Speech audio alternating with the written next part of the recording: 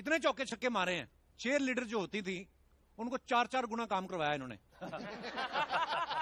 दुनिया को ये नहीं पता, ये जो हमारी लिली बिली सिली चिल्ली है, ये पहले ये चेयर लीडर थी, आपको पता है?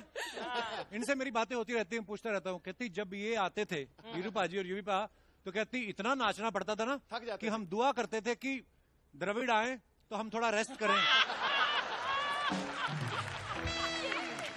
एक बार तो कहते द्रविड़ पाजी भी आए, उन्होंने भी इतने चौके छक्के मारे, उसके बाद सैनोरिटा के हमने घुटने बदलवाए। ये जो तीसरे नंबर पे खड़ी है ना, बड़ा बेचारी नाची उनके चौको छक्कों पे।